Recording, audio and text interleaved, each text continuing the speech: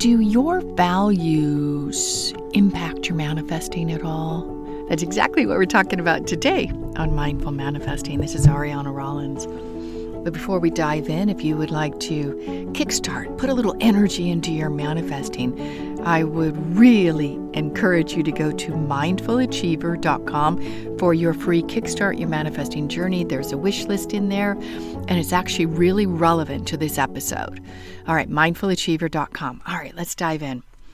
So, I did not realize the importance of my values and how they were informing what I wanted, my intentions, how they were informing how I turned up in relationships, how I turned up in my work. Values are like this driving force underneath a lot of what we do. I mean, we could say, they're kind of hidden to us, but they might be obvious to other people. So I first became aware I didn't have a clue what my values were, truly. It was probably about longer than that, maybe about 10 years ago. I hired a business coach, and she had this intake form and all these things for me to fill out. And one of them was uncover my values. And I was like, what? I don't know. And so I just wrote things down, kind of made them up. And it irked me that because I thought values were important, she was asking, a lot of people knew their values. I didn't know myself very well back then, I would say. So one day as I was revamping the Mindful Manifesting program, it's one of our easiest and really quick traction programs where you can actually go at your own pace. And for the sum, there's a 50% off coupon. I'll put the link in the show notes if that's of interest.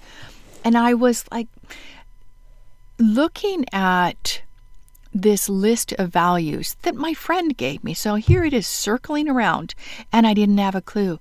So I was looking at them, and then I had this awareness. Just close your eyes, Aryana. Just kind of tune in.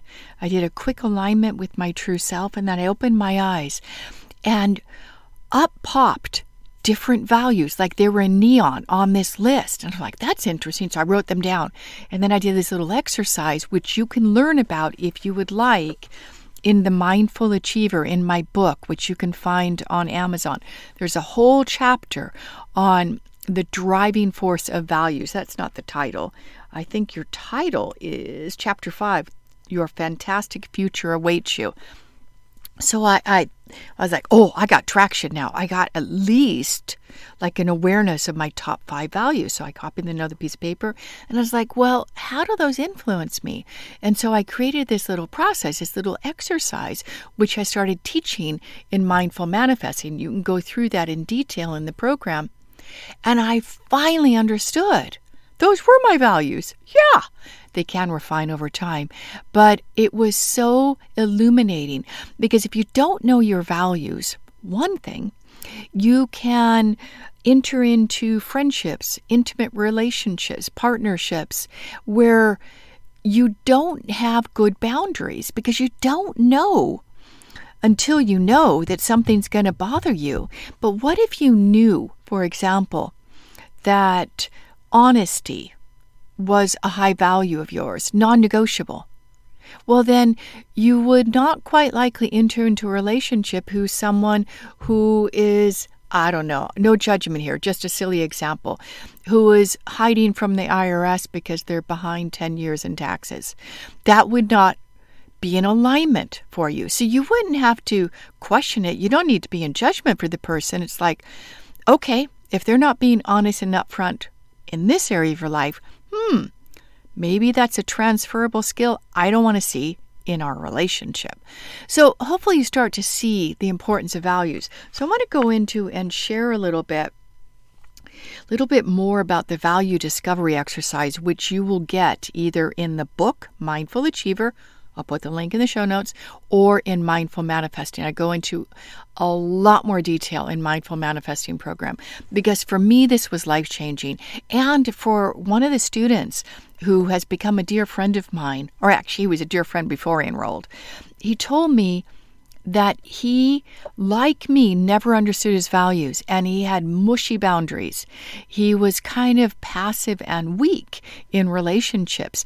And when I shared in the course the value exercise, he had this internal ding, ding, ding, ding, and that became profound transformational work for him, which led him to finally having the courage to go all out on his profile on socials, but most importantly, to purchase a membership on it, because you can't see the people, or you can't make comments on a lot of people, or, connect to them unless you're on a paid version.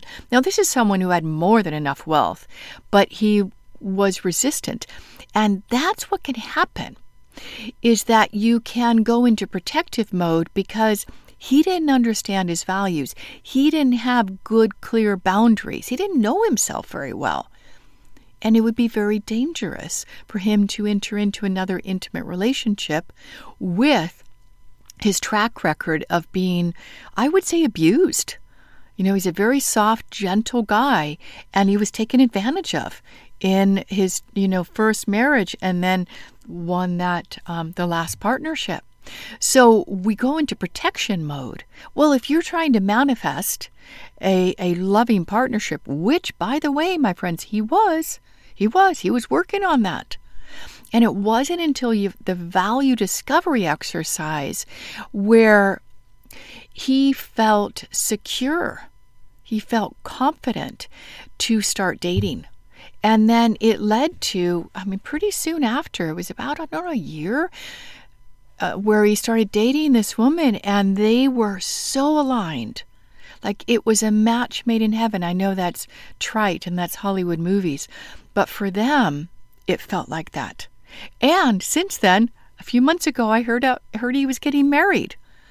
So values, do they matter with your manifesting? I would say categorically, yes, yes, yes. Absolutely. So let's dive in a little bit more. Okay. So hopefully I've inspired you to understand the importance a bit about considering your values before you commit to an intention, a goal or objective, something you want to manifest. Because if you choose to work on a desire that rejects or contradicts your values, manifesting your intentions will be way more challenging. And if you do manifest it, it's not going to be a smooth and easy journey. So the contradiction, it reveals the disparity between what you want and what your internal value system says is who you are and what's most important to you. Well, how can you know whether an intention supports and aligns with your values? One thing is to be aware of it, is you might have a hint of guilt for even writing down that goal, objective, or wish on your wish list.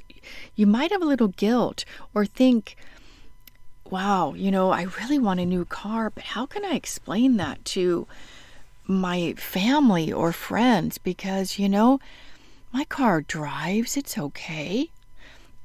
Here's a personal story from several years ago when I belonged to a spiritual study group.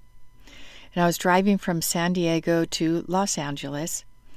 Now, while we never talked openly about it, there was a sense that we had a common value system. It's an unspoken value that anyone with, quotes, money wasn't genuinely spiritual. A lot of people have that. I didn't know I had that, but this group did. And I remember how nervous I was showing up with a brand new car for our next meeting. As I parked the car, I felt embarrassed seeing the group watching me get out of the car. Then as soon as I saw them, I felt compelled to explain why I had to buy a new car, not want. There's a whole conversation there, my friends, about had to or want. I told them my immune system was really down. My house had developed mold. Long story, don't want to cover that. But I'd been transporting things in my car from the house. The car got mold. So I had to justify to them that I had to buy a new car, because my health was important. And it had to be new because I was so sensitive that if there was anything of a of a nature that could irritate my immune system in a used car, that was dangerous, right? So I had to justify it to them. And I'd like you to tune into, as you read through, if you've got it written down, what you want to manifest, your intentions, what you want to accomplish. Read through your list and tune in whether you can fully allow your wish to come into your life. Will you be able to shout it from the rooftops when it happens? Or would you feel a little shy sharing your success with your friends or family? Now, if you discover wishes that are incongruent with your values, it's really important to work on them, because I invite you to copy those wishes or intentions onto another piece of paper, because these are wishes to consider. You can revisit them later, but you got some inner work to do, because you never want to throw a desire away, a wish, nor should you want to willingly bring in contradiction within yourself by forcing something that isn't right to manifest at this time. Because here's the thing, is your inner commands your outer reality. I haven't said it like that in this way before, but your inner values are going to be filters, and they're going to direct your results in what you want to manifest. And you're going to wonder, do I have a blocker running? Am I sabotaging? Especially if you're following Abraham Hicks at all. Inspiring woman. Listen to her a few YouTube videos a few nights ago. But she has a hard line. Basically, you're creating your outer reality. Whatever you're thinking, whatever you're doing, you're manifesting it, which is a bit hard, because I think there's a whole lot more influencing factors. There are 7 billion people on the planet who also have desires, and if you're sensitive and open, you could pick it up from them. You get influenced in relationships. Now, I'm not talking about being a victim here by any means, but I'm saying is that if you have a wish or an intention and someone else is very strongly committed to you not having that wish or intention, there can be an influence. Is it within your control? Perhaps, and that's a lot of the work I do one-on-one with people. I haven't done it for a while, but I used to, is having an internal psychic protection team, especially for sensitive people, super valuable. Make or break if you're a coach, because you could be or a healer. You're taking on the energies of other people as you're working with them. So consciously turning your wish into reality, that's exciting. We all want that, right? We've got a wish. We focus on it. We're learning how to manifest it by tuning into it, creating a future memory in a particularly unique way. But remember, we are creating every waking moment with our thoughts, powered by our emotional-driven desire.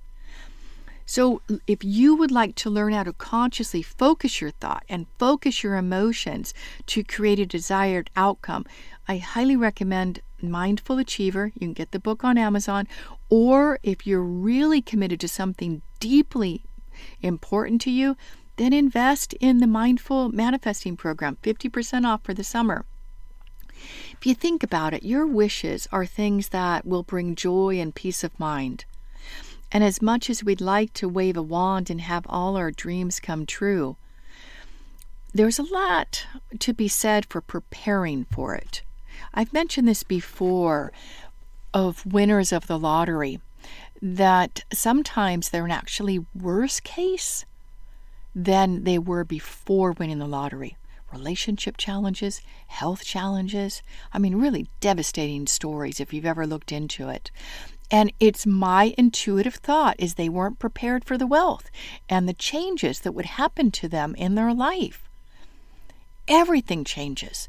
Their relationships change. They have access to resources they didn't have before. And if they don't have a good sense of money mastery, financial discipline, then they could blow it. And it's really interesting because I don't think anybody's really talking about preparing for our desire. Dr. Joe Dispenza does that a little bit because it's who you are being, I believe, that actually attracts our manifestation. So let's give it a practical example. Okay, so say you want to be in intimate partnership. You'd love to have someone to share your life with, travel with. You would really enjoy coming home to someone and sharing your day. And maybe just that cuddling right before you go to sleep at night, or taking long walks in nature, maybe at the beach or in the mountains, that you know the value of sharing your life with someone. And that's a 10 in desirability. It's like you can feel it, you can taste it, you've got an image of what your life would be like and how it would change with an intimate partner.